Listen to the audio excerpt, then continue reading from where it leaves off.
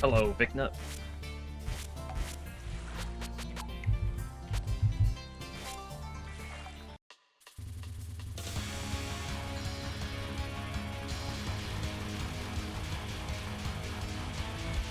What's up, Touhou? Well, more importantly, work being annoying, but now we're back from work and we're here to play Touhou.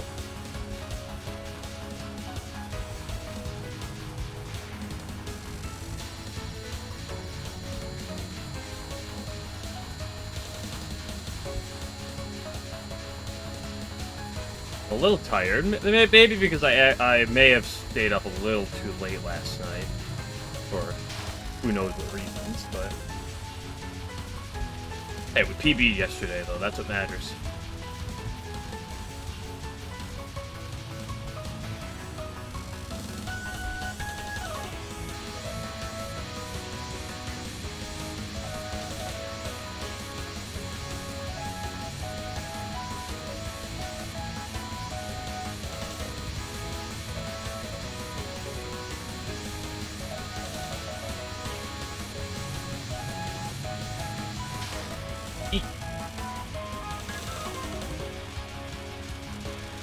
So let's just hit it, right? I mean, yesterday I had a 5 miss, and then you happened right after the 5 miss, I had a 4 miss. So clearly, I'm gonna hit a 3 miss today. That's obviously how that's gonna work.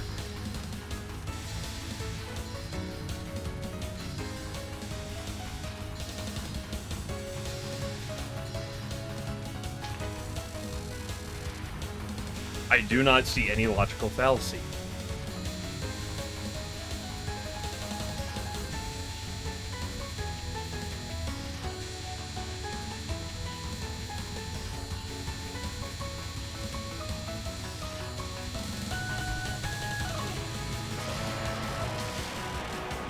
What were the misses? 2 to Divine Virtues, 1 to Momiji, and 1 to Hydro Camouflage.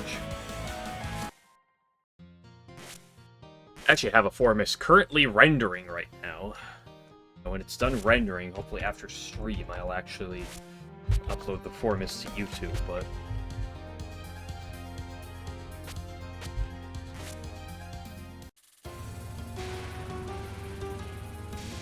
in the meantime, I don't actually have to bother.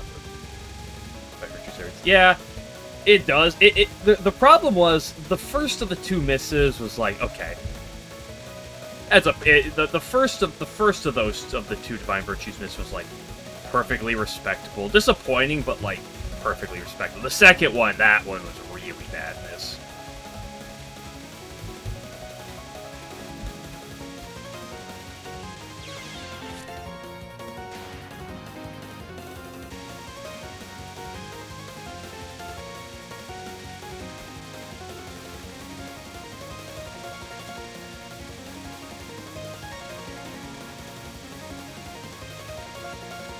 But I don't have enough Divine Virtues under pressure yet, so, you know,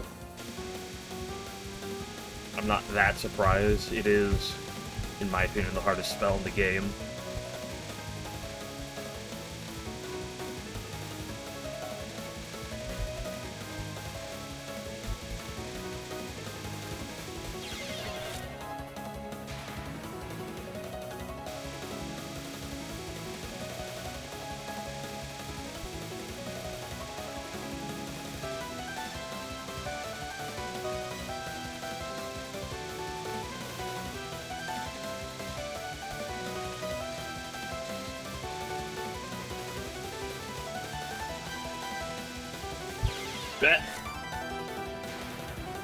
Really?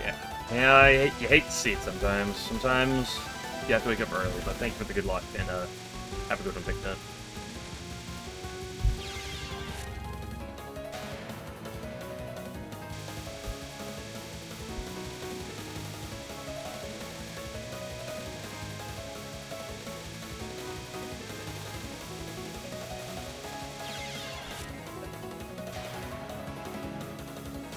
I gotta get my 5 days in a row with a cap of this, so very important to get the time. Well, not a cap, a time out of this.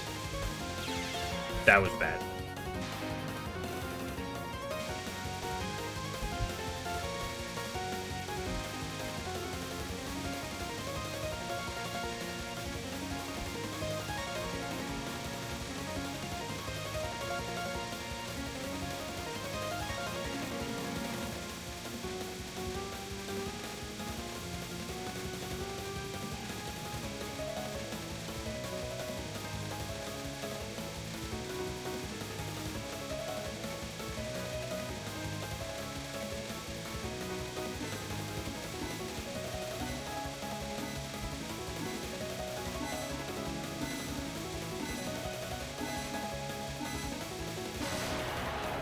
Oh, pretty quick this time too. Only took like 3-4 minutes.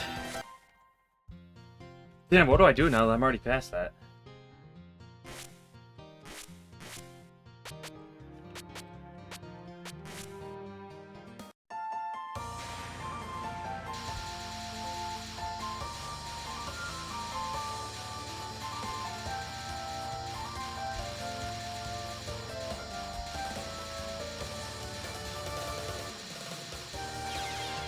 Do the one that I hate even more.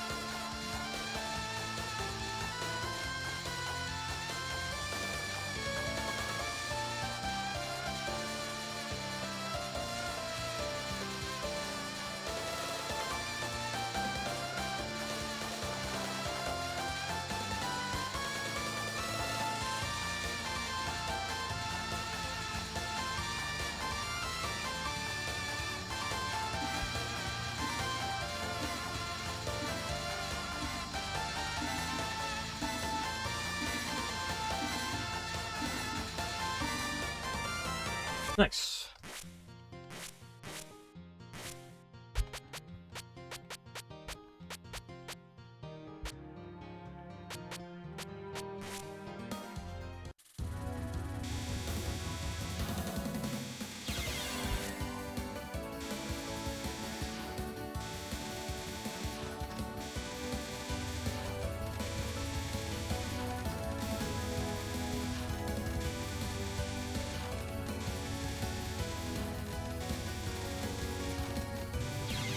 Ooh, I got so greedy for damage.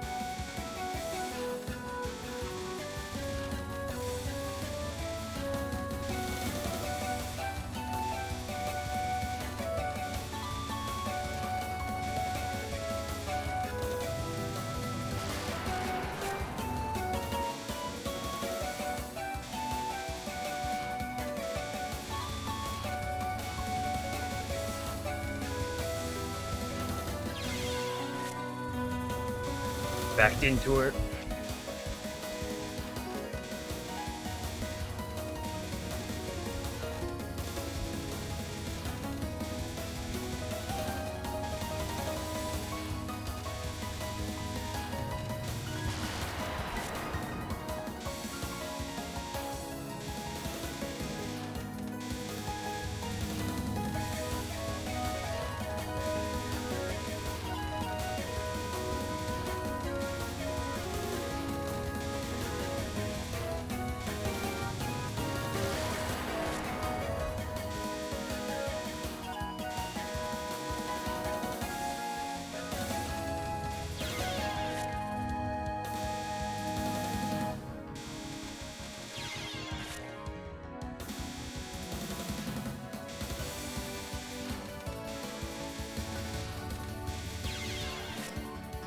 Hello, 11. Listen, Touhou died so Meira could run.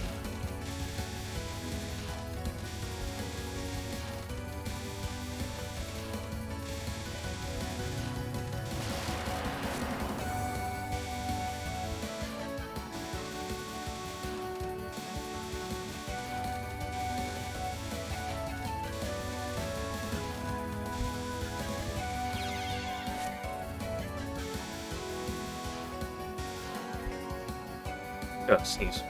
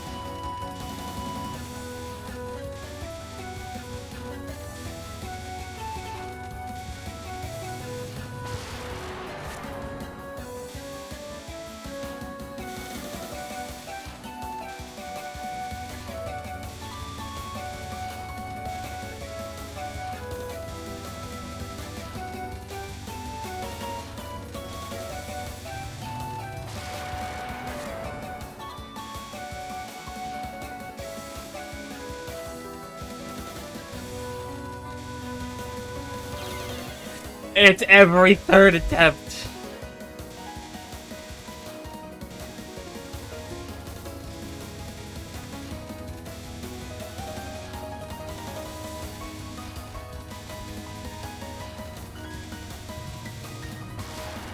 Omiji, you are such a problem.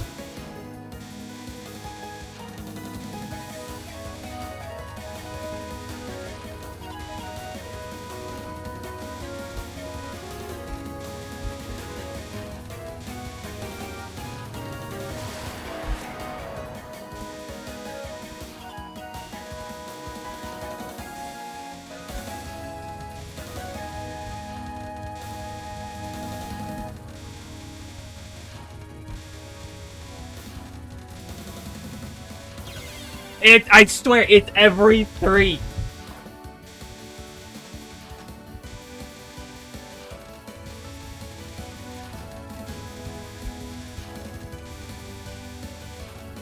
Okay, that was really bad of me.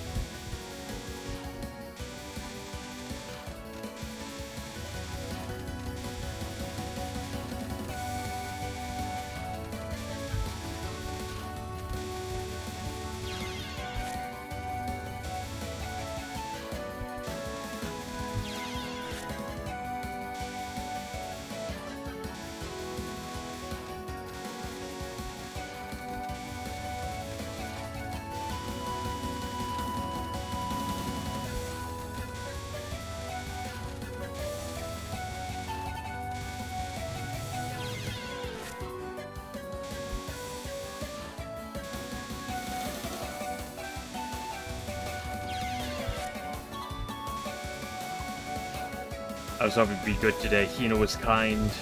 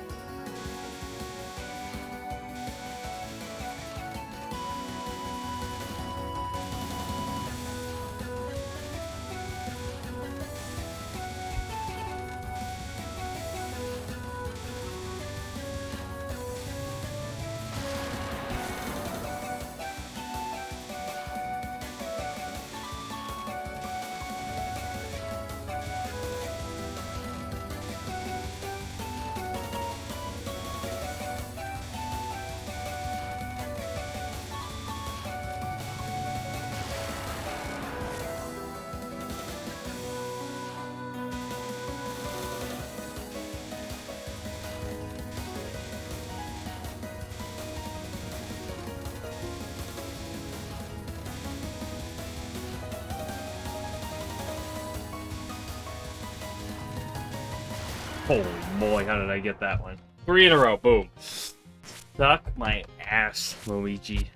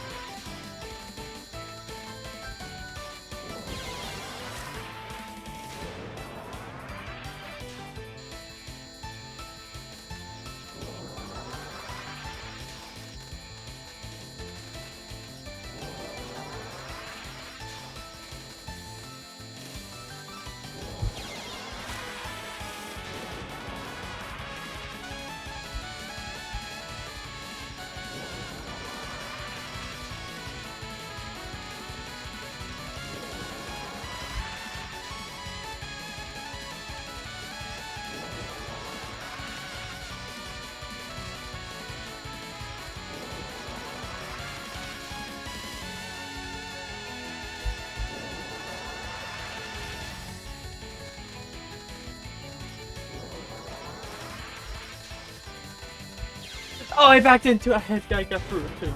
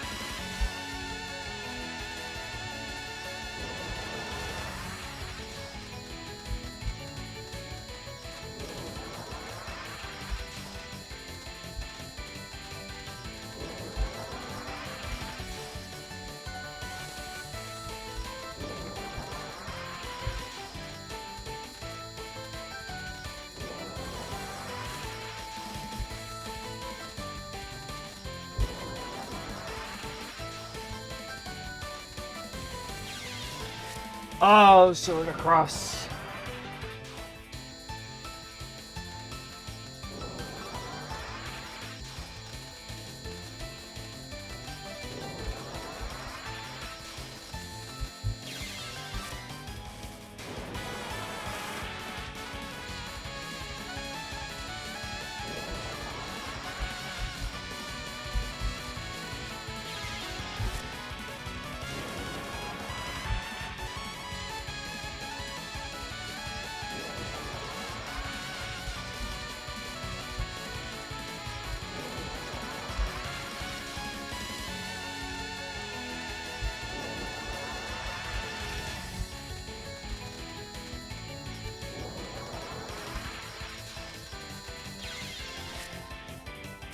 Why was there 2 balls there?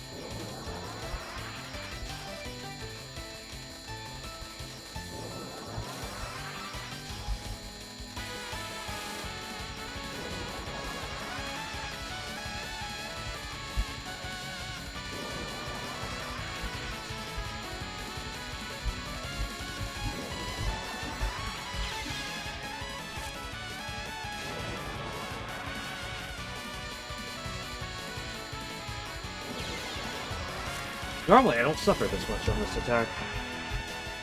Or haven't as of late.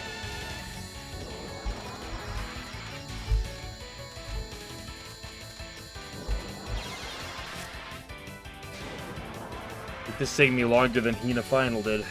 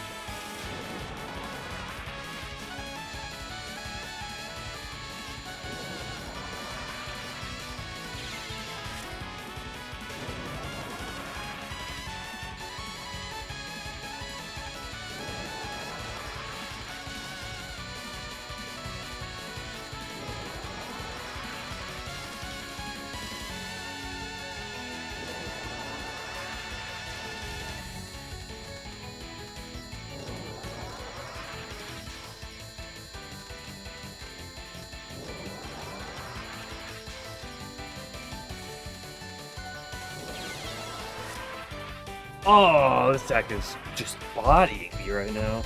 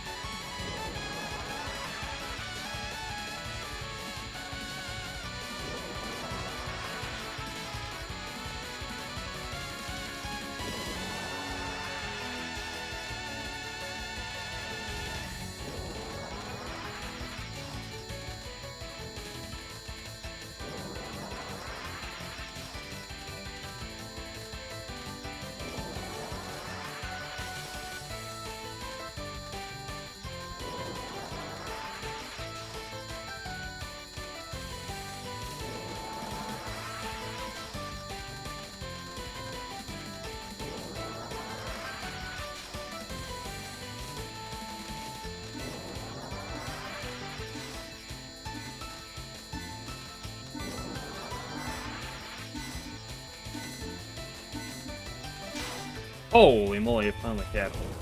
Or timed it out, I should say. I have not struggled that much to sort of cross in like a week.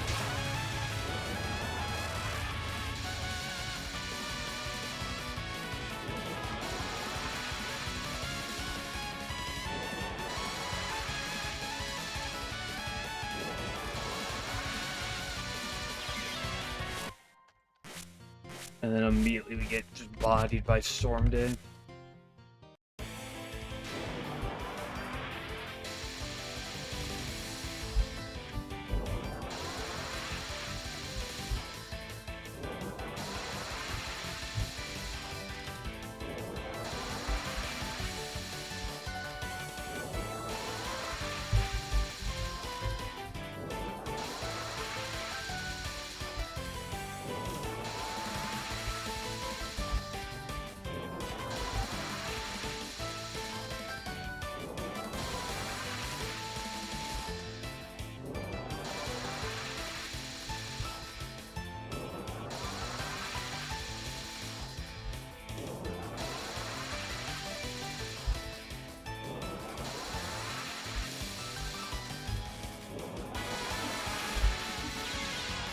Hey!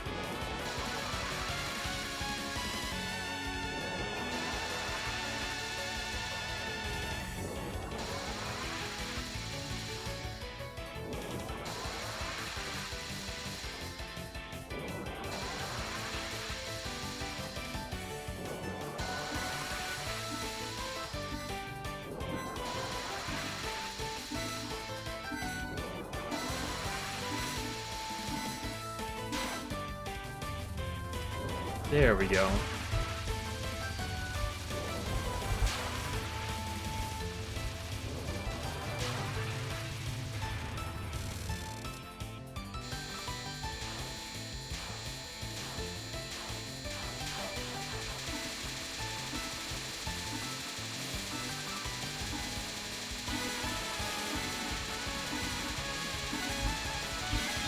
Ooh, I had that one.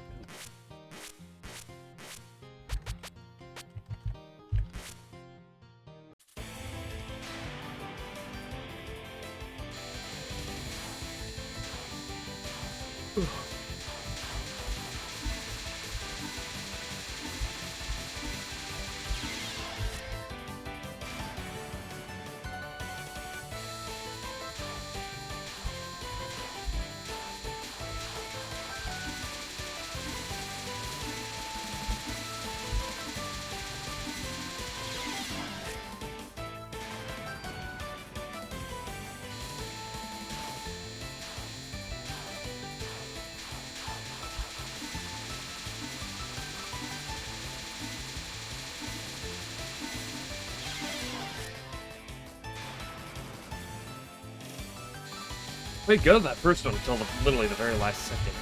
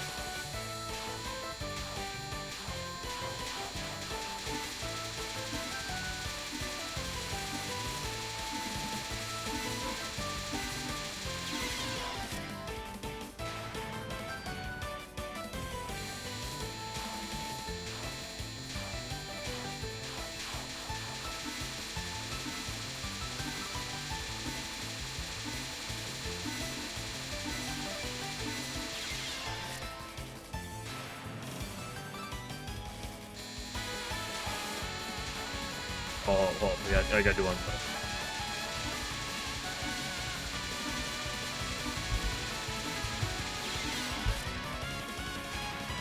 Okay, there's our one middle. Bring the Hina paint train. What does that mean?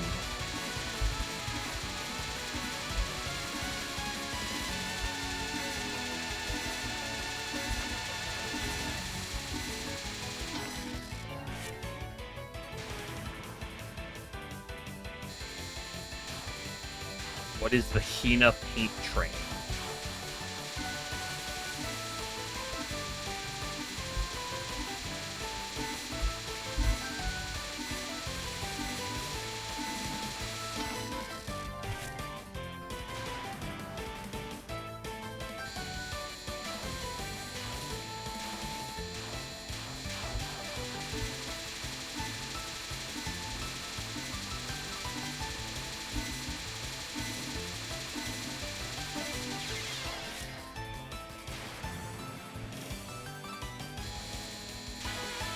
I'm glad Dune was like, you know, people seem to love spam. What if we made spam again?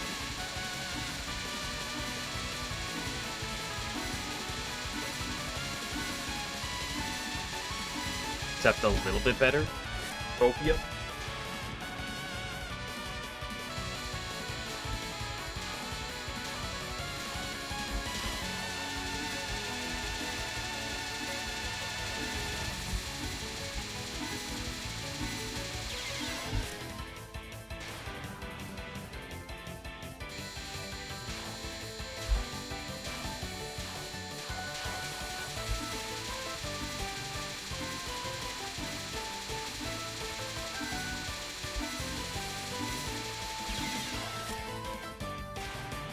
You think if you imagine every tag team OBG, yeah. No, the game gets easier if you compare every attack to OBG.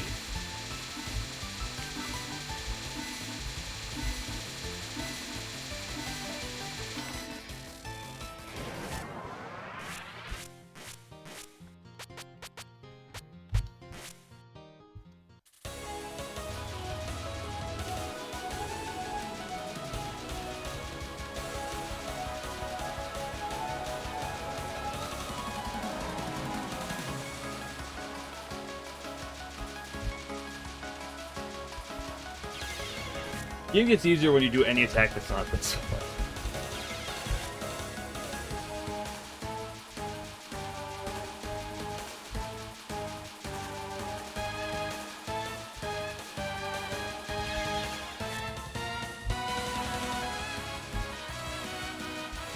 The hidden Konko non-one safe spot?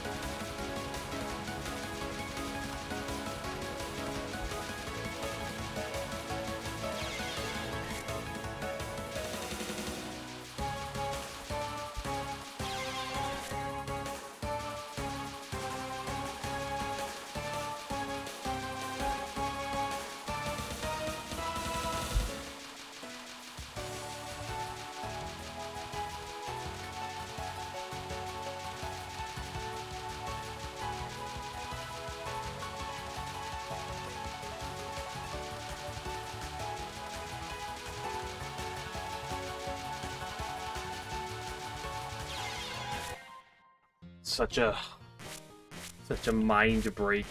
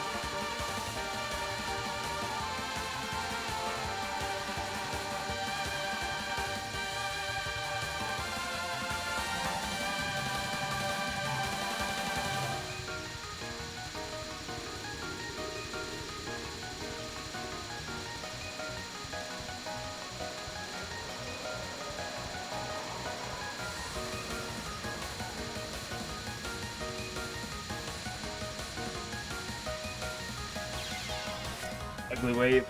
That's just what you don't want.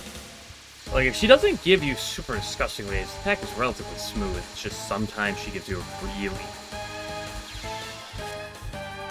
tight one.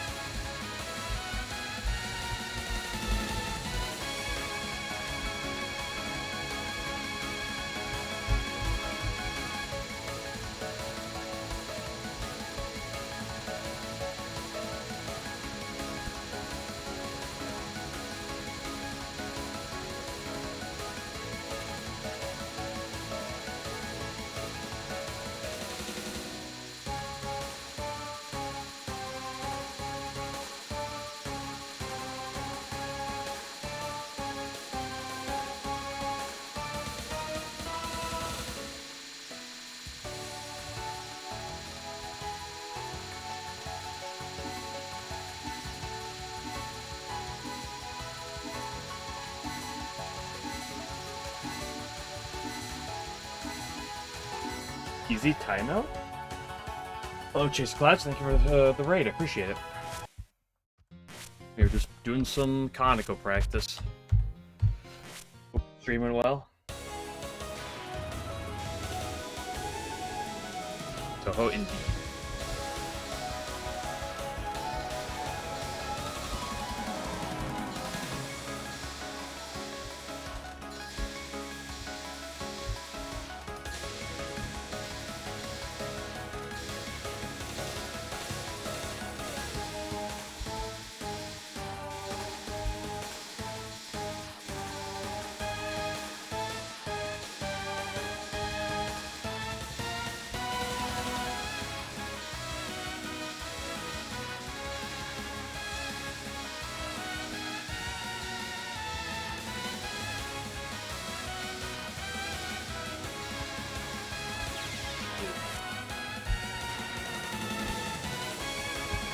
It's an interesting game.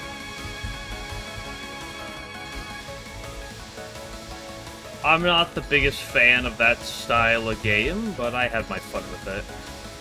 Although it was frustrating at times. Marasa.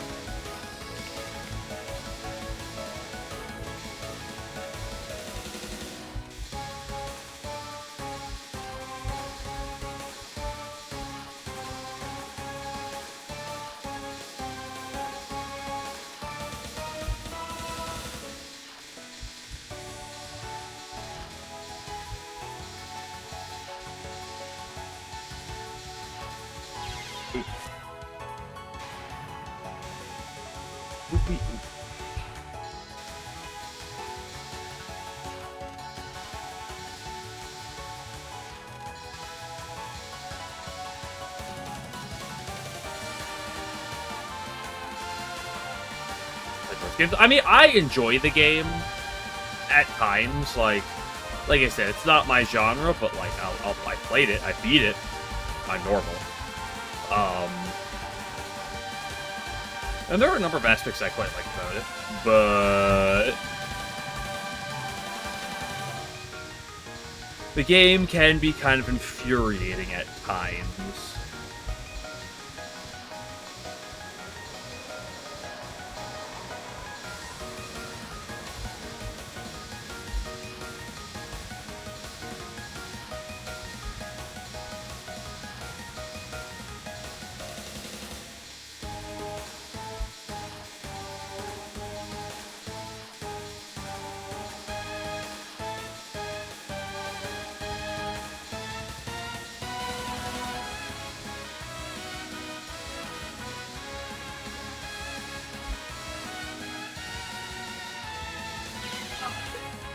Damn it.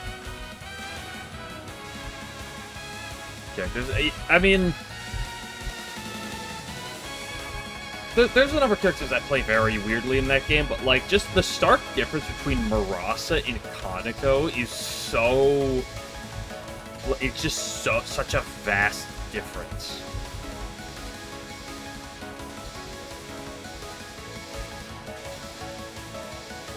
Let alone the other characters, which also have their issues. Long ass file, so what are you talking about? It's only 2.5 minutes.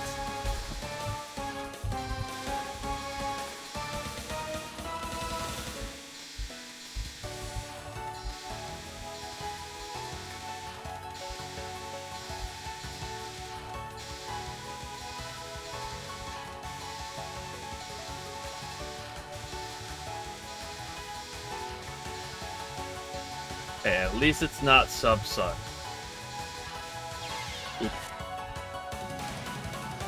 Stage? Some stages, yeah. Yeah, the thing is, it's a fun spell. When I'm actually in the mood. No, I'm not 100% in the mood. I'm a little tired. I couldn't possibly guess why. You know. I definitely got my perfect and normal amount of sleep last night. Nothing got in the way of that at all.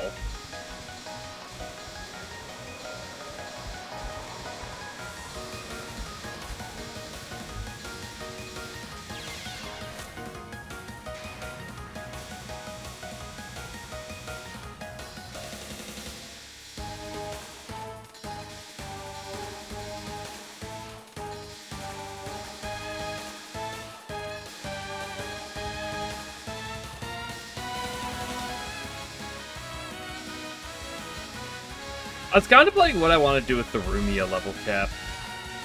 Well, does that work?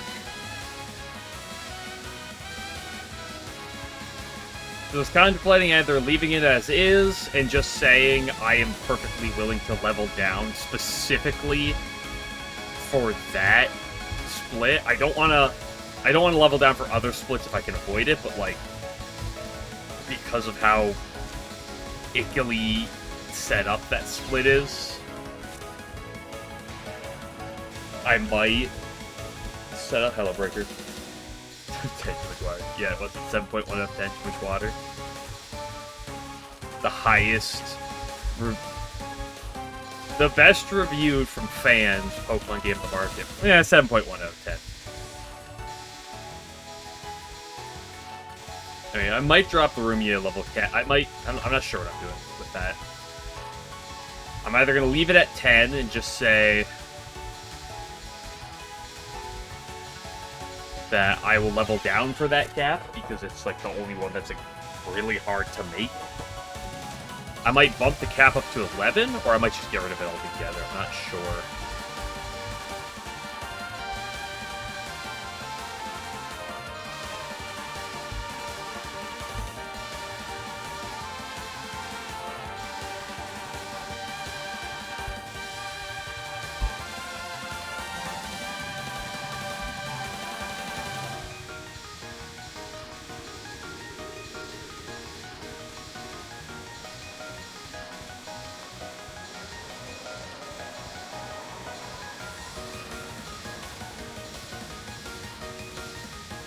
Go for a bit. I'm not necessarily going to force myself to get a timeout in this, although I'd really like to. I'd instill some more confidence in the spell after yesterday.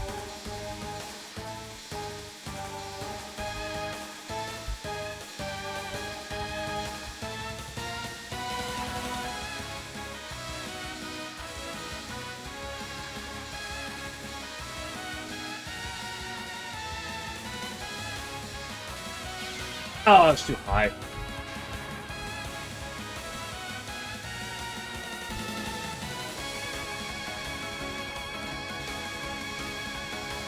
Yeah, because I mean, I kind of like having the Rumia level cap. I was thinking, like I said, one of my three options is to get rid of it altogether. Because like, one thing it does is it makes it really hard, honestly, to get past the Minariko and Shizua trainer. But also, to even just get the Hakurei Shrine encounter. Because, like, you literally have 2 puppets by that point.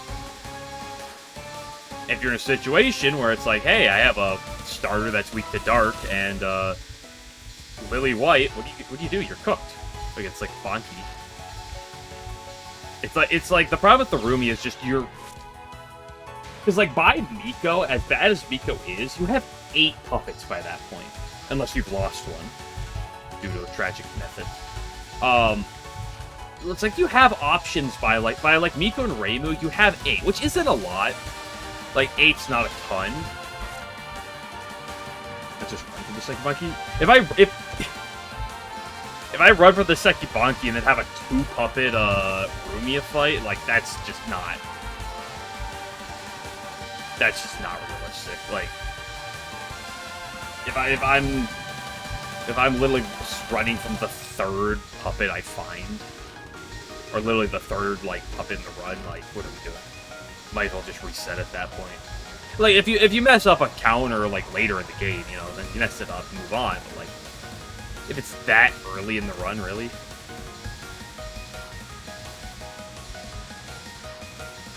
So, I might just drop the Rumia. It's like I said, by the time you get to Remy, Remy's gonna be really hard, but you have a lot of encounters by Remy, even if you've lost a handful. Miko, like I said, Miko and Reimu, you still have 8, but like, you literally have 3 for Rumia. Not that the fight is like necessarily too hard, but like, there's a lot that just kind of loses to her. And like, as we've learned, the double void, like if you get the double void on the human village and Route 1, like, you just have no real chance against Rumia unless your starter's the nuts.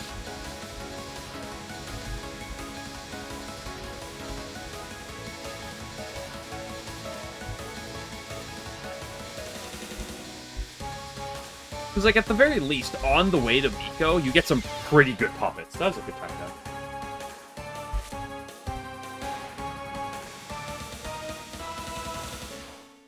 I think there's a lot of vanilla Pokemon games. It depends on the game, right? Kanto gives you, what, like 6? Starters, Route 1... Route 2, the route above, which is Route 2, Route, like, 23, I think, whatever's on the left there, might be Route 22, so it's like 4, 30, and 40, you get 5 Kano. Johto's getting you about 5 to 6, and Hoen's getting you, I think, about probably 8. Although I think a big difference there is, you have a lot more consistent starter to potentially counter the first gym. And second, I would argue that at least, not ROM hack definitely could be different, but like in vanilla games, the Miko fight is far and away harder than any of the Gym 1 fights in Pokemon. Like, Rorark's Cranidos from, like, Gen 4 can be a bit of a threat with those headbutts. But, like, nothing comes close to the scariness that is that Miko. Or the rest of her coverage. Like, that's the thing, that Miko fight has coverage. Gym 1s in Pokemon don't have coverage. Unless you're playing, like, a ROM hack.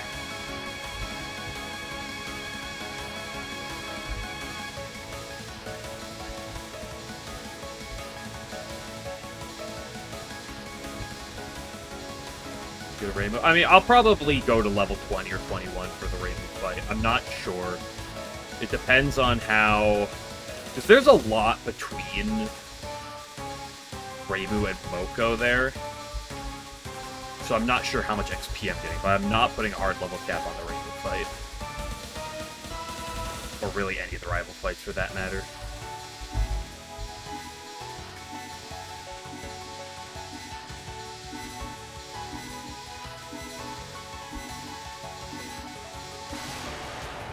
Like, I feel like the first Marissa fight's gonna be relatively easy, but, just because of the nature of what's there, but I think everything else is fine. Yeah, I think I'll drop that Rumia one. Just get rid of the level. Because, like, also, I don't want to wipe to Rumia, like, or, like, issues with that if I have to play around that level cap over and over. Like, I kind of saw yesterday. Nice timeout, by the way. Let's not overshadow that timeout right there. Of the final 2 Reimu fights. There's one that's post-game. I forget that one. And there's one that's after Byakuran that is literally the same level as Byakuran. If I'm not mistaken. I can actually pop up my calculator here real quick. Or, I guess something's sheet that's in here. Go do some runs in it.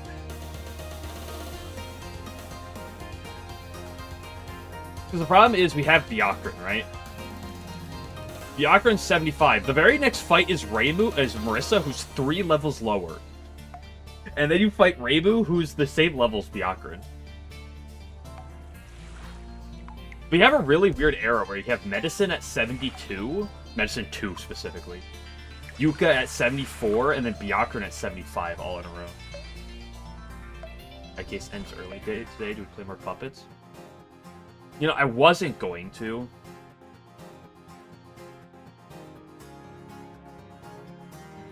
So I was like, if it ends early, I'll just go play, you know, I'll start the next trial. I'm assuming there's an extra trial. But I might be able to be convinced.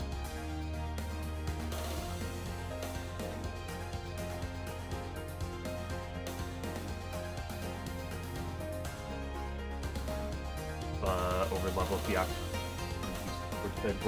Well, that's the thing, right? Because, like, I beat Medicine at 72. I have 72, the Yuka and the Byakuran. That's ugly. Like, that's an ugly stretch. But Like, even if you have a few casualties, you're gonna have, what, 20 puppets? Right? And, like, the fights from around Byakuran, like the mini-boss spam, they're not that bad. That's kind of why I said, like you can look in the Nightbot command where it says the level caps I'm using for now. Because, like, some of those, like, I really just kind of looked through and I just kind of, like, grabbed from, like, kind of about what I felt were, like, the major blocks.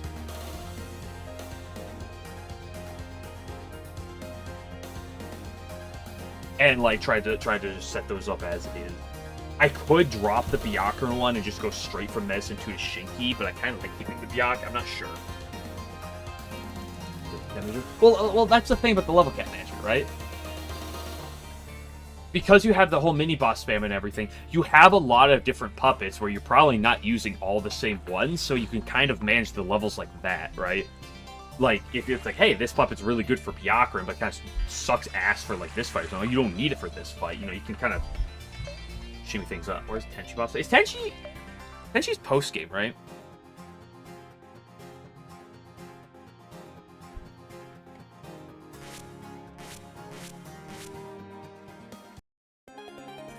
I wasn't necessarily sure what to do with the post-game boss fights. I was gonna put a level cap on Flan, but Flan's actually, like... I can't really do a level cap for Flan because of the fact that,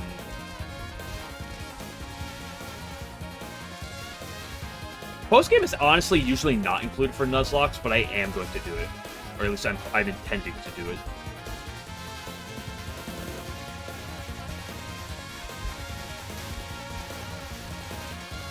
Although a lot of, like, Pokemon games don't really have too much post-game, per se. Or, like, it's not in a really true progression sense. So, like, most Nuzlocke just don't have that period. But I do intend to do the post-game. I kind of put that Sage in there because the problem is there's, like, so many just, like, random, miscellaneous fights of, like, really varied levels in post-game. Like, there's so much. I threw the Seija because it's one that actually gets you an incident file. Right?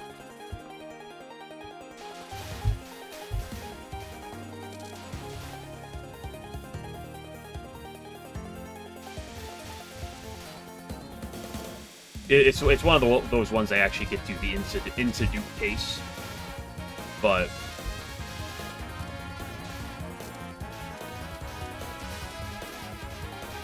It's really hard in post-game to exactly tell, like, where I'm going. And I really don't want to tighten it. Tighten the level caps. Partially because there is so many post-game bosses that I feel like I'd rather keep it a little open.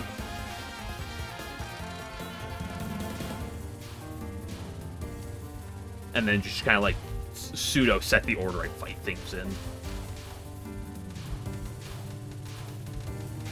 Because the problem is, I get to the Elite Four, I'm going to be at, like, level 80 going into it. I might drop it down to 79 going into it, I'm not sure. Depends on how much levels I'm getting from, like, Yuki and Mai.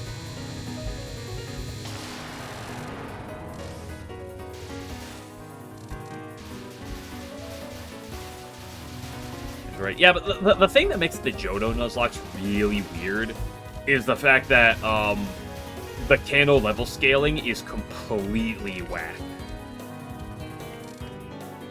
Guys, I beat Lance. He had level 50. Go to Kano. I'm Janine. My best Pokemon's level 37. It's like, what are we doing?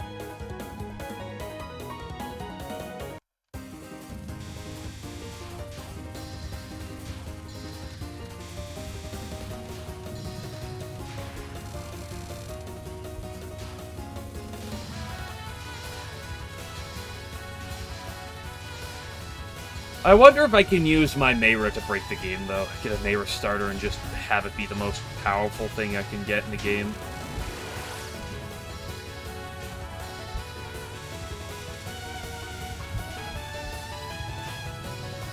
Like, I feel like a lot of things are going to come down to, if I can keep her alive, how do I do a Mayra sweep? You are a bastard.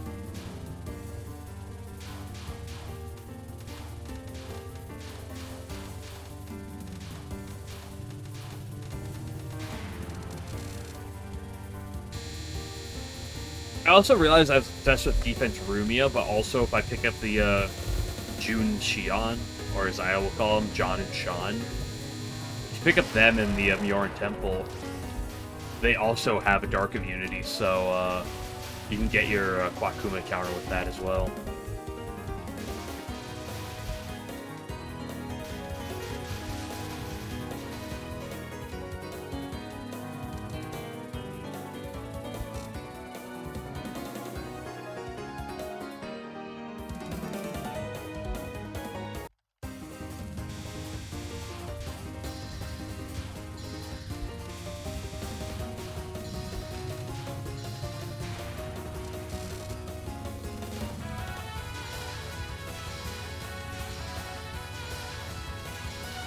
But I'm thinking I might remove that Rumia level cap. It's so strict in terms of leveling at that point, and I don't want to sit there and reset over and over and over and over again. Especially, like, if I get the Kaine, I think I can do it. Fine. But if I don't get Kaine, it's like I'm kind of body.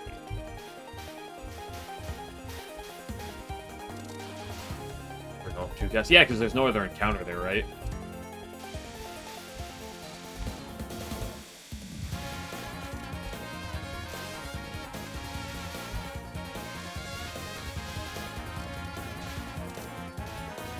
In the Kappa village. I am concerned about how good Renosuke may be.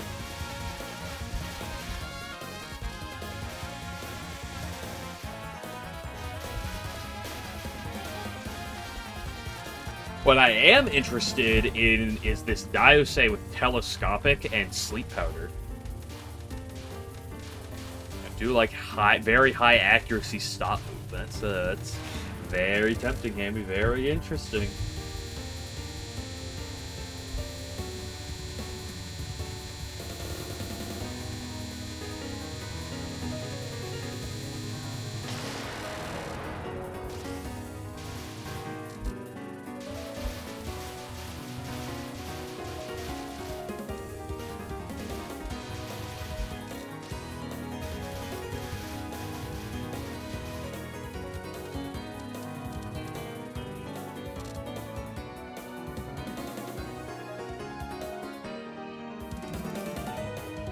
But the good news is, the more you get past Miko and Reimu's, you get so much.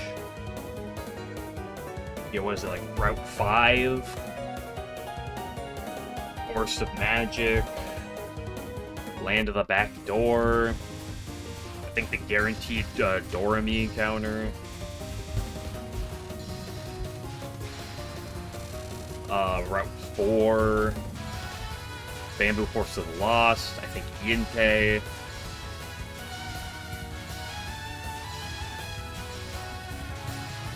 think you have to get past Yintei to get the Haiyan or the Haiyan, what is it called? The Haiyan or the Haiyan Passageway? I think it's Haiyan Passageway. And Lunar Capital encounter. Okay, don't bumper on my crop, please.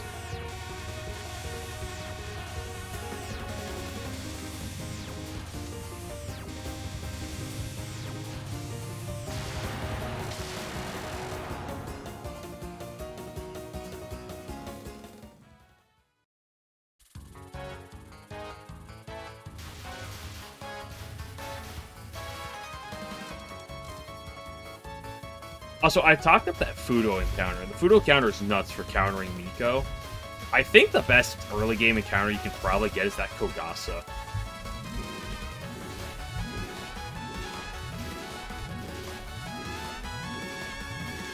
The other encounters in the cemetery there are probably okay at best. I feel like that Kogasa is just nuts.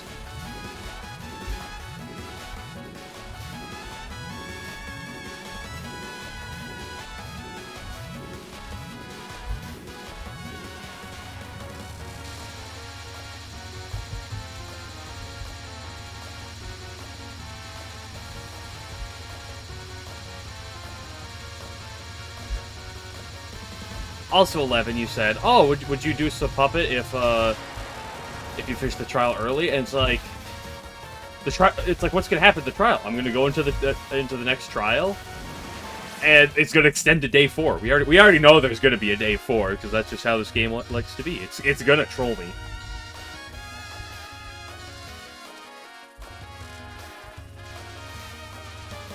It's like, oh, day 3 is gonna be the last day. Boom, day 4.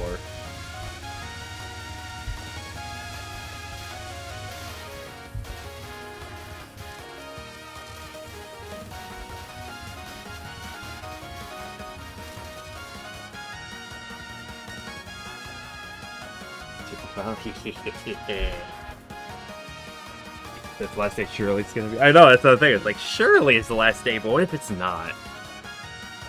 I'm like 90% sure it is, but 10% of me looks at this game. It's like, I don't know. Let's be that dude.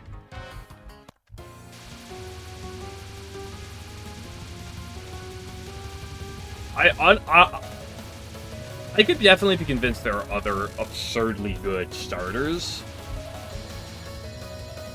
But I genuinely sit down and I look and ponder if Perfect Mayra into the Speed Mayra is unironically, like, if it's not the best starter in the game, it's gotta be, like, top of the top.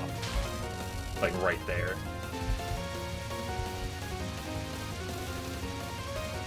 Favorites only. Well, that's one of the cool things about a Nuzlocke, is you're kind of given what you're given. You kind of got to play with that, right?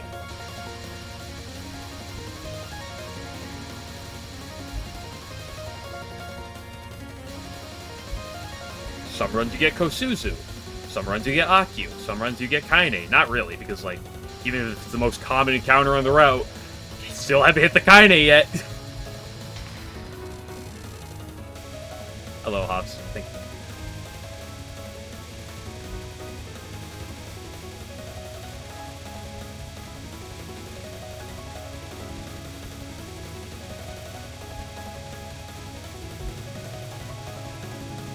By the power of homing. By the power of homing.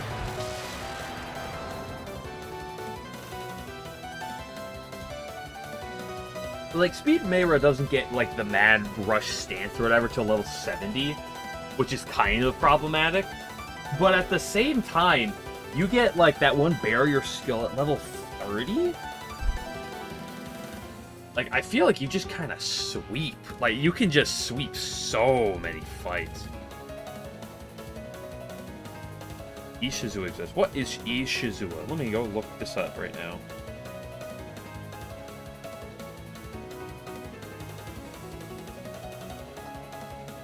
Very high base attack, pretty solid speed, good HP.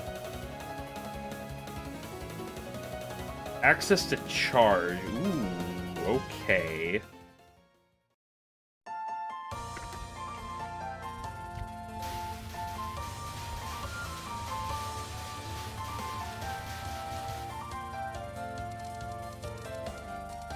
Does she have, I didn't pick up that last thing. No, my face! Does she have setup, though?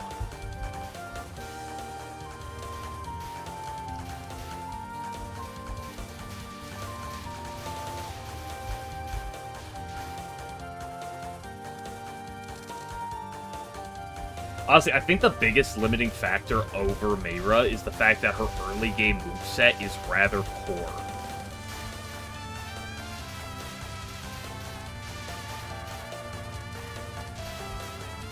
Outside of the level 30 barrier skill that you love to see.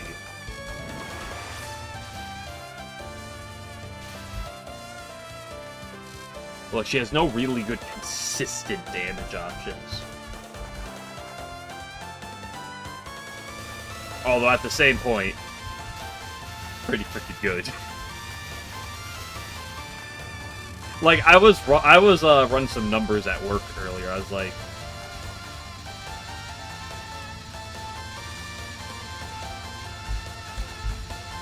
I believe +4 attack will sweep the entirety of the Miko fight. I don't think +3 is good enough. If I do stat investment. I was also gonna make a slight addendum. to my level cap rules, because I wasn't sure what I was going to do with it before. I was just kind of playing patient because I wasn't sure how I was going to invest them. But I was going to say, prior to level 30, I was going to allow up to 64 stat point investment, and then when I hit level 30, I can invest the rest. You're an air hockey god. I'll believe you.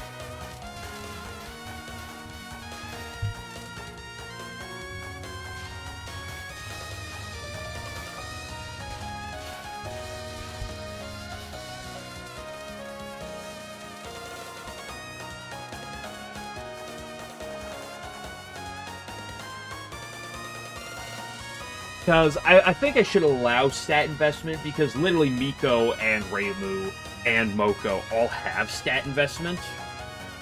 Like, they all have stat investment. But I wasn't going to do, like, max stat investment, because none of them have max stat investment. So I think I was just going to allow up to 64 before level 30, and then max afterwards. Or I might do, like, 32 up to Miko, 64 up to Moko, and then max afterwards. I'm not sure for sure.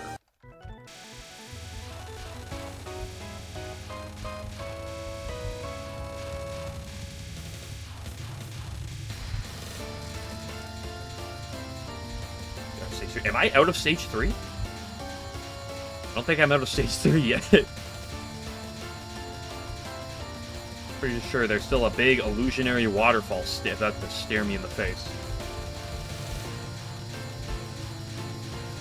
Perfect Path's Hydro Camouflage, which is what matters. Because Hydro Camouflage is turbo cringe. But unbelievable odds. If I die, I'm blaming you.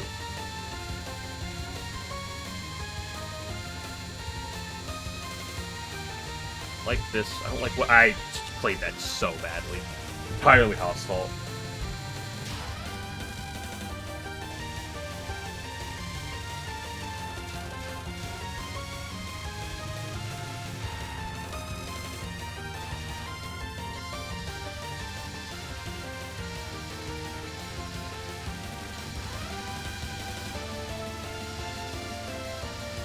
Well, the other thing about stat investment, too, is I don't necessarily want to do all the stat investment. So if it's like Mayra, I probably will, because I'm like, oh, I know what I'm doing with that. But, like, stat investment is generally one of those things I'd like to avoid until I feel like I have to, or I need it for something.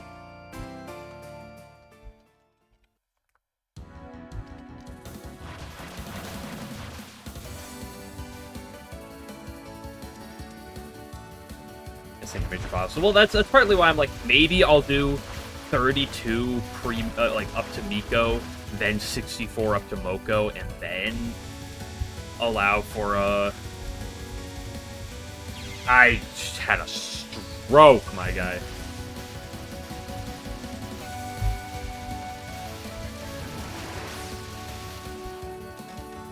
And then allow for max afterwards.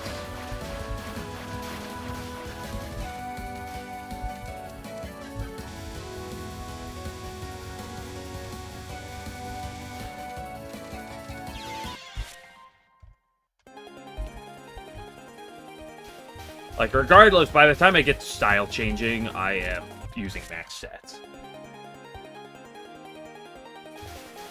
Or will allow that.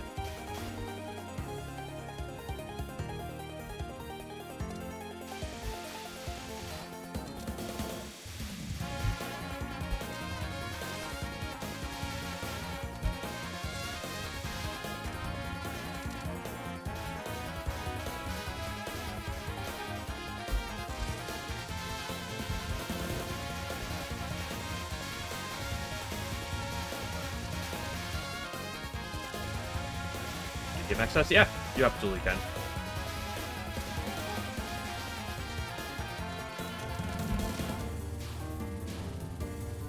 If you really want to, I think you can even get max stats technically by Miko. Like, if you go to Route 1 and farm on level 2s and level 3s, I think you can get enough PP to get max stats by Miko.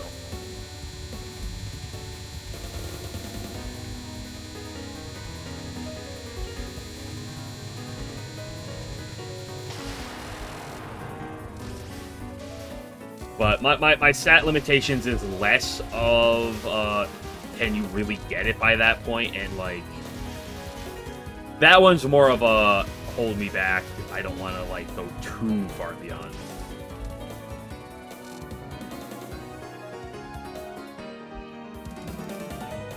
Like, you can get, like, a bajillion money, ton of XP, and PP, like, really early. If you're really, really patient. That's all enemies all the time. Yeah, I'm gonna have double stats of all enemies all the time. You know, that's what's gonna happen. Every fight's gonna be meaningless in the entire game. There's no point in paying any attention. Remy has either close to max stat investment or max stat investment. And, like, every fight after that has, like, max stat investment. At least all the notable ones. I don't know how, like, normal trainer battles look. Whether or not they have, like, any stat investment or anything, but, like...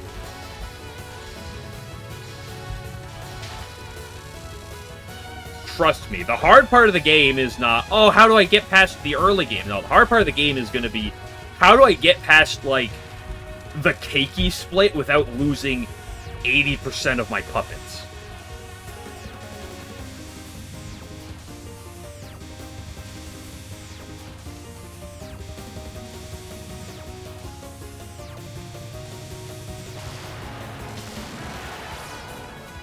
Here's the generic moves. I do. Like, not a ton, but I do a little bit. Like, you don't want to be unprepared, and then there's just, like, something that your current team cannot beat well on a generic trainer.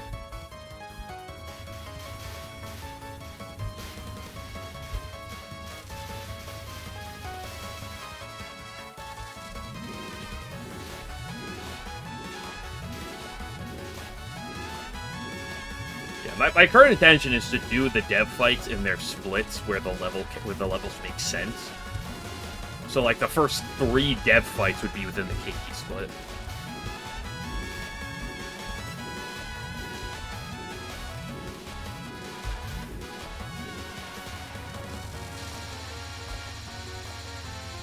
And I intend to do that, but the question is, like, long-term, you know, how good of an idea it is. At the very least, the first time I make it to them, I do intend to battle them.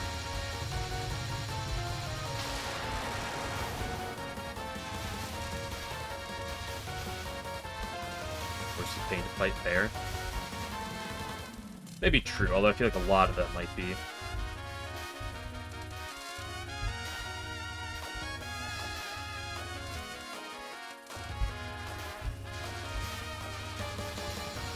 If I was more confident in the consistency of the enemy AI, it'd be a lot better.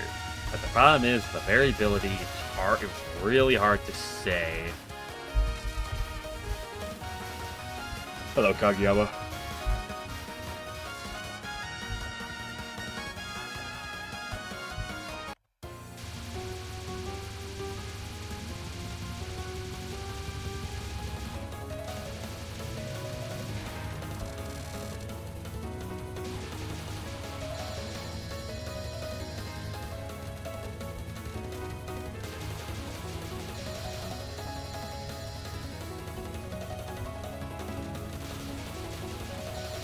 Well, we haven't gotten to Remy. Reimu clearly has a semblance of I believe the Reimu and Miko fight both have somewhat good AI. I don't know if it's, like, the true good AI, but they both very clearly have some good AI. Because they clearly see a kill and take the kill. Right, they're definitely not random. Like some fights are early game and wild encounters maybe. They're definitely not random.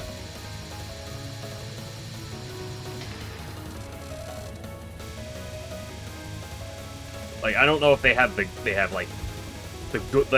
good AI, the best AI, but they definitely have non-bad zero AI.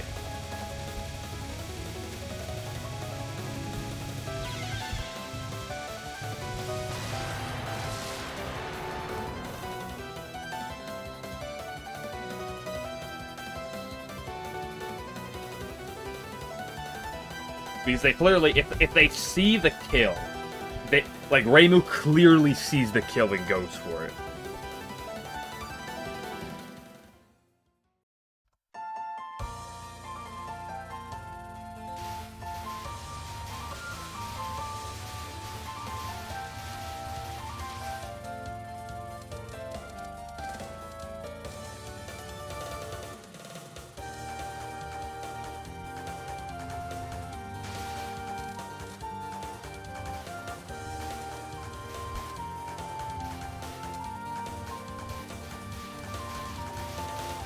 Also, I realized what I need to do is I just need to get the Ben encounter. On, I think it's like Route 3. I kind of did some looking, and it looks like that, like, Ben is pretty damn good against Reimu. And I feel like long-term, like, defense Ben, it kind of just, like, shuts off the defense Reimu.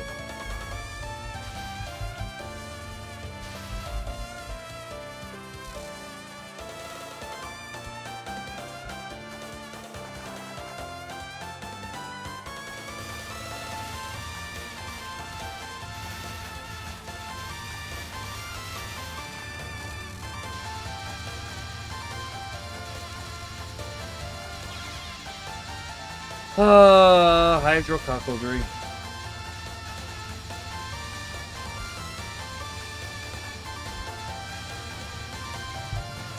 Victoria on her way to throw the 2 bullets wherever she pleases.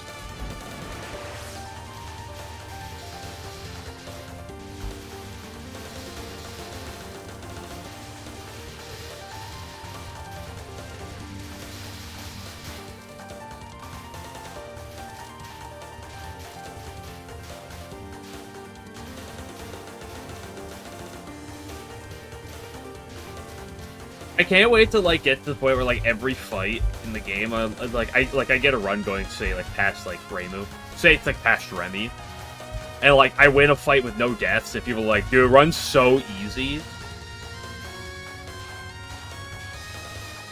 Like, I win, like, one battle without any death. It's just like, dude, it runs so easy. And then I, like, get a death in a battle, and it's like, dude, it's so difficult.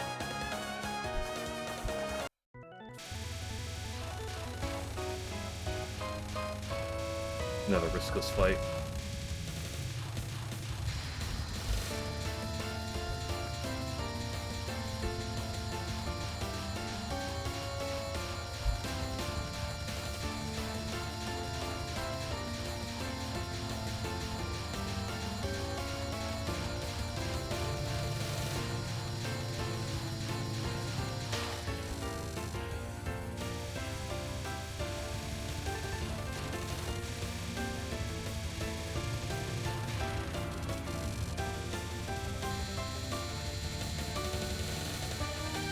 It's kind of hard to say because we don't have AI. We don't have the code for the AI, right? I've asked around, but like I have not been able to find an answer to the way the AI actually works. It seems that nobody really knows, and to dig out the code on it is like assembly level of garbage.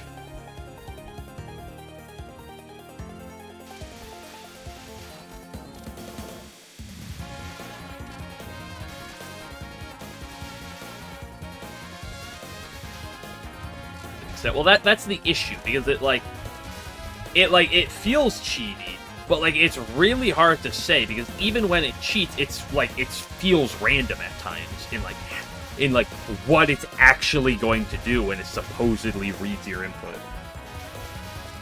So like that's what makes it so tricky to like say like how much does it actually like possibly cheat.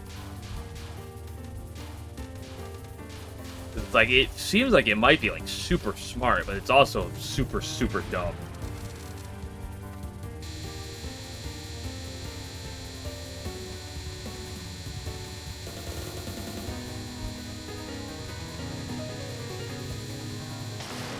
What's the most? Well, let's just say this. Let's just take my experiment with, I think, the Kaneko fight, or it might be the Sinai fight. I forget. I think it was the Kaneko fight. But she leads with a Sinai, right? and I led with a trap setter. Okay? And on turn 1 of the battle, I laid a trap down, and she attacked me. Right? Now, I was like, wait, I can just one-shot her. So on the next battle, I just clicked my move that one-shot her, and she swapped out into a resist. I don't know if it's actually a resist, but she swapped out into something. And it was like, oh, she swapped out. And then I go in and I set my traps, and then she stayed in. But the problem is, she wouldn't always do the same action corresponding to my same action. Sometimes I would attack and she'd stay in, sometimes I'd attack and she'd switch. Like, that's the weird thing. Where it's like, at times it feels like she's reading my move, but she doesn't always, like, play around it.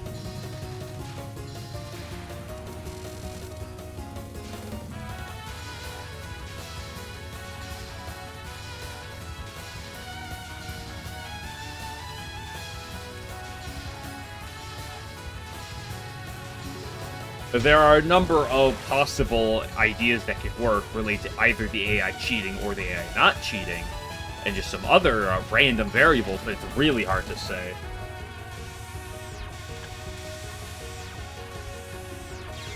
Blah.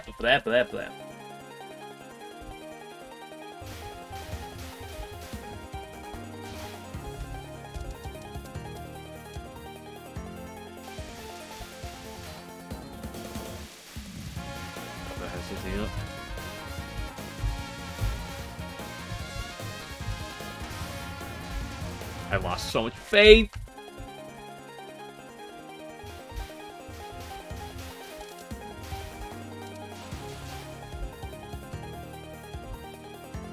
I'm just hoping as I go on in the run, I'll get a better understanding of the AI, especially now that I understand many official Pokemon game AI and Pokemon ROM, like specifically made ROM hack AI better, to try to get just a better idea of like trying to predict and read what the AI is like looking for when it's doing things.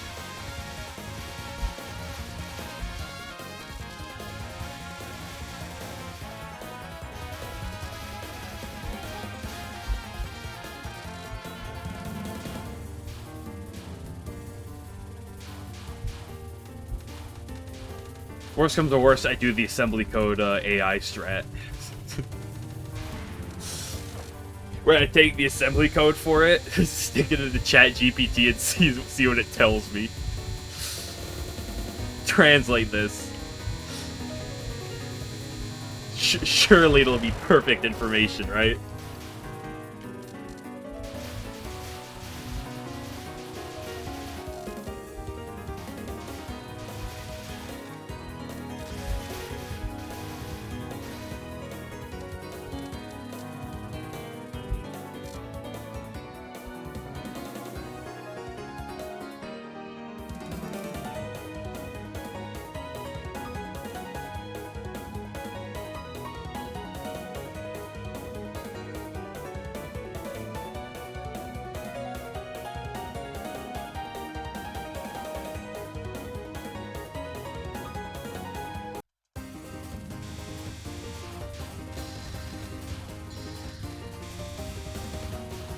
But that's also one of the things that does not make me feel bad in the slightest of, with, like, how I play towards the game, because the AI is just such an enigma in how the AI acts. Like, most of the, like, if I'm playing official Pokemon games, I'm not calcing. Like, the only time I'm calcing in Pokemon is when I'm playing specifically, like, Pokemon Run and Fun. Like, otherwise, I'm really not calcing. Unless the occasional time I'm playing it, like, Pokemon Showdown. Could you, like, just stop trying to fondle me?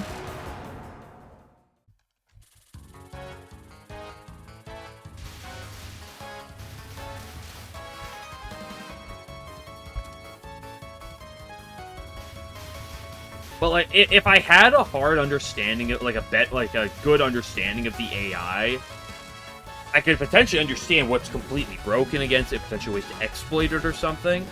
And maybe I'd be more willing to ban something like certain setup moves, perhaps. like potentially certain strats. Like normally in regular Pokemon games, I'll ban weather strats, like specifically like Drizzle, because it's kind of broken. If I have the player take advantage of it, I could get some just absurd nuts with it. But in this, I don't know. Like,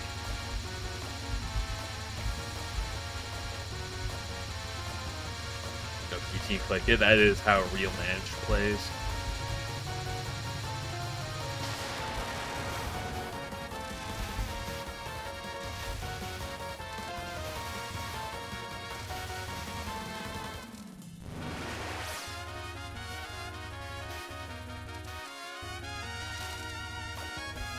Like, it's not supernatural border, but, like, it's the other attack that makes you, like, take not super effective damage and significantly reduce damage for a turn. The one that Mira has that really lets her set up her stat boosts. But I've also used that attack before on the same enemy and sometimes had the enemy switch out in face of that attack. Or in face of, like, that protect, essentially. Or I've had them attack into it before. It's hard to say.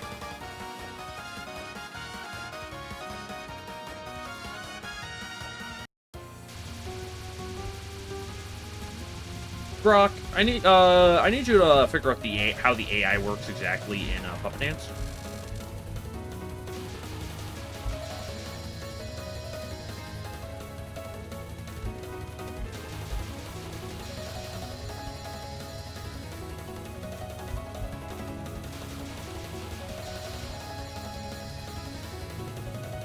Jarvis, switch into Toshiko.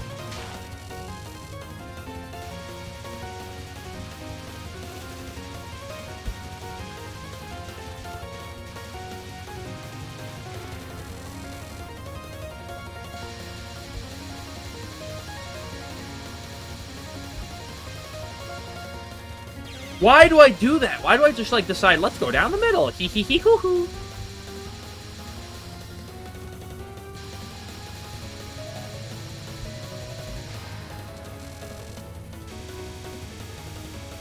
Spinny, spin, spin.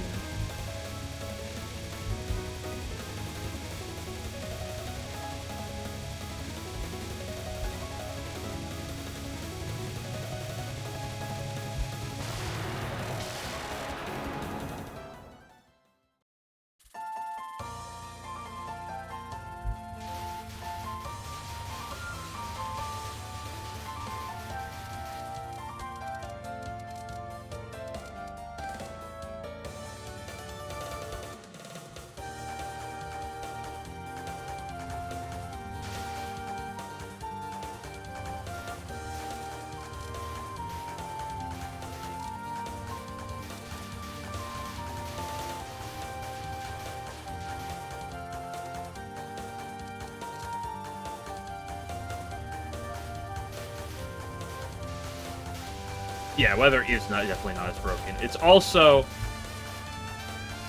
because, like, modern Pokemon, it's a little bit more, you know, it has this limitation, but, like, Generation 1 through 5, 3 through 5, you have infinite weather off of Drizzle, Sandstream, and Drought, and Snow Warning. Right? Infinite weather. Where, unless you're using, was it Renko, you don't get infinite weather in this game.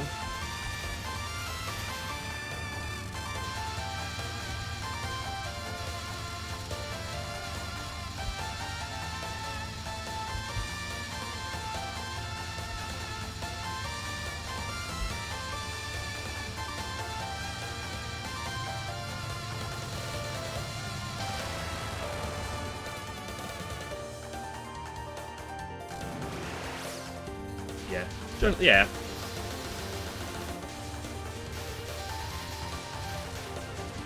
And even with the 5-turn limitation, getting a Drizzle user is pretty good. Even limited to 5 turns. 5 turns.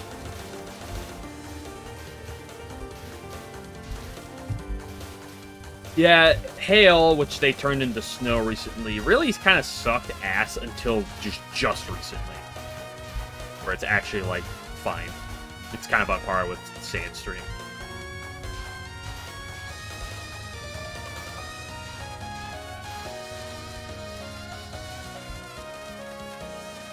I have diddled myself again.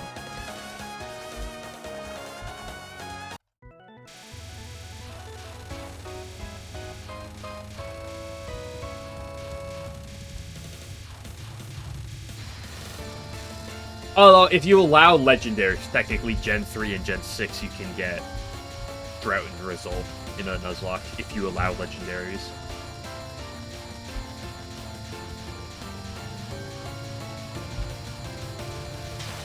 That is one nice thing about Puppet Dance. I don't have to worry about, like, some legendary situation where it's like, do I want to, like, allow myself to use them? Because they don't exist! Should do a game, the original DS. Dude, that would probably go pretty hard.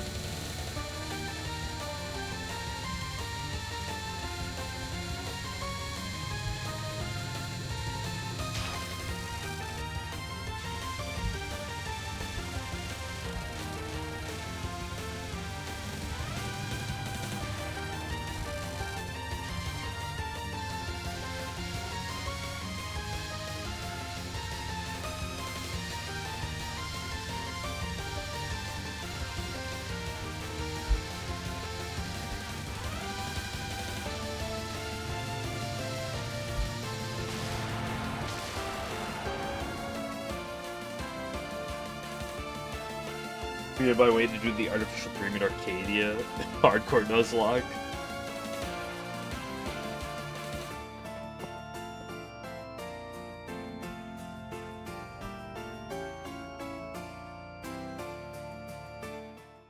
I say that almost entirely as a joke, because most of the game would probably be possible. Really a pain in the ass, but possible. I don't know how realistic Shinky is like that, though. I feel like Shinky would make that nigh impossible.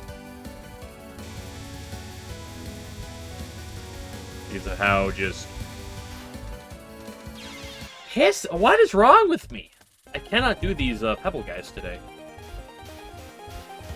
That's fine. That's fine. I had my good run yesterday. We don't need to have perfect runs every day. I'm a little tired because I was up late for who knows what reason yesterday. It could have been any reason under the sun. Not sure.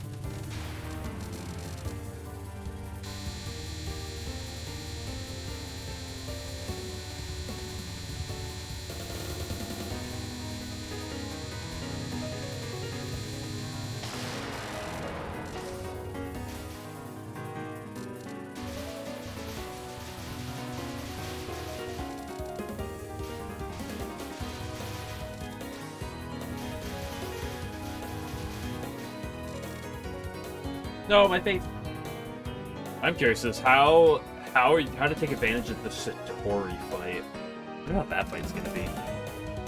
There's gotta be some like really sick niche setups you can do.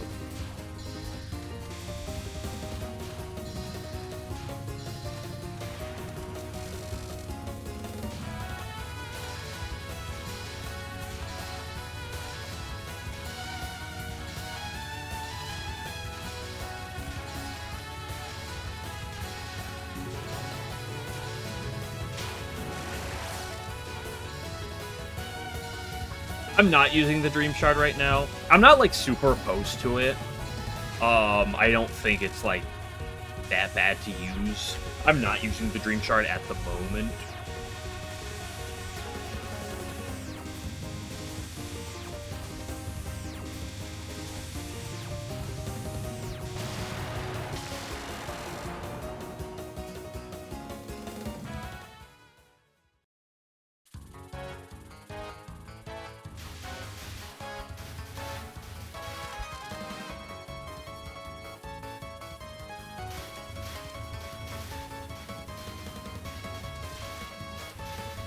really stretch out that.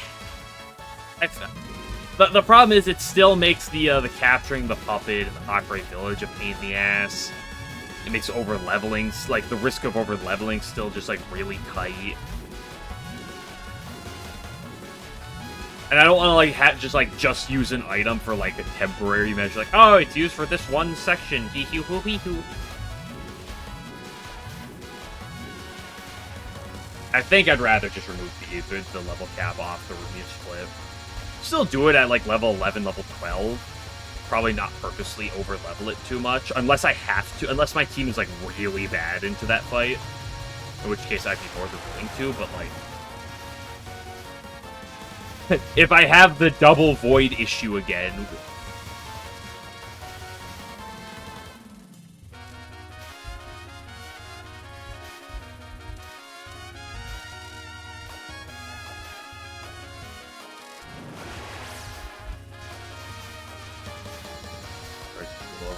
I don't think you understand how easy in comparison this early game is going to be compared to the mid game.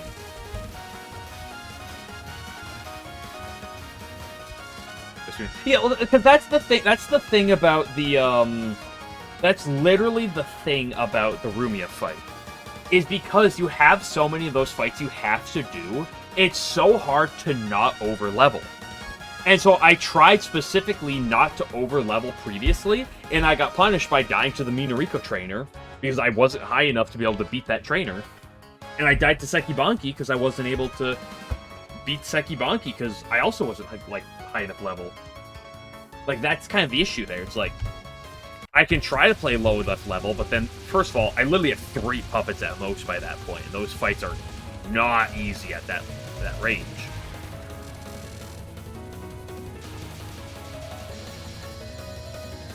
So it's either I'm making that early game as like hard as possible for like not a ton of reason.